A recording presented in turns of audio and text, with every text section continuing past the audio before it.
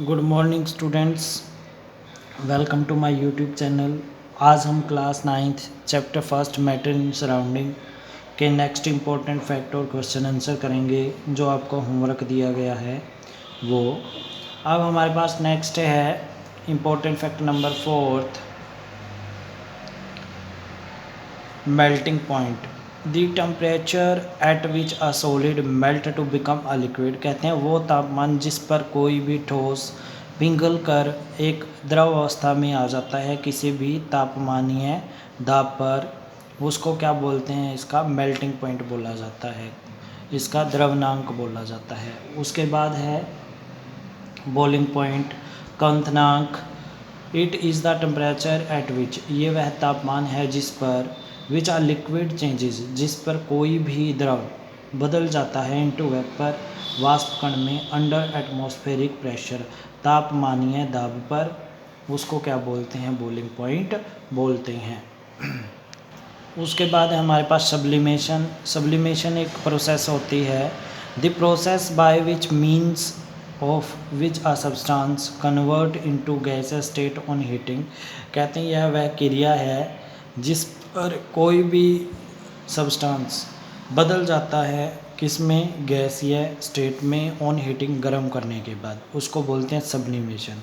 कहते हैं जब हम किसी सॉलिड को गर्म करते हैं तो वो सीधा किस में बदल जाता है? गैसीय स्टेट में।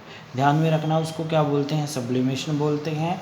डिपोजिशन क्या होता है? The process by mean of which a substance convert into solid state on cooling. कहते हैं जिस पर कोई भी वेपर सीधा किस में आ जाता है? सॉलिड स्टेट में आता है जब हम उसको कूल करते हैं। वो द्रव अवस्था में नहीं आता, सीधा किस में आता है? सॉलिड स्टेट में आता है ठंडा करने के बाद, उसको बोलते हैं डिपोजिशन। उसके बाद है latent heat of fusion. Latent heat of fusion क्या होता है? सभी ध्यान देंगे। It is the amount of heat energy required to 1 kilogram of solid to liquid at the melting point. जब हम किसी भी सॉलिड को गर्म करते हैं, ठीक है, जब हम किसी भी सॉलिड को गर्म करते हैं तो गर्म करने के बाद वो 1 किलोग्राम होना चाहिए सॉलिड। जब हम गर्म करते हैं तो उसको गर्म करने के बाद द्रव अवस्था में लाने के लिए जो उसको एनर्जी देनी पड़ी उसको बोलते हैं लेटेंट हीट ऑफ फ्यूज़न, छुपी हुई तोड़ने की ऊर्जा।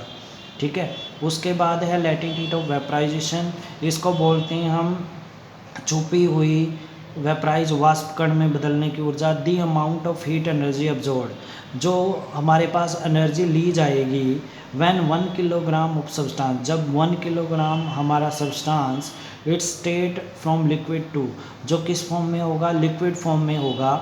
1 किलोग्राम लिक्विड को वेपर में चेंज करने के लिए जितनी अमाउंट ऑफ हीट की ज़रूरत पड़ती है उसको बोलते हैं लेटेंट हीट ऑफ वेपराइजेशन। ठीक है। उसके बाद है हमारे पास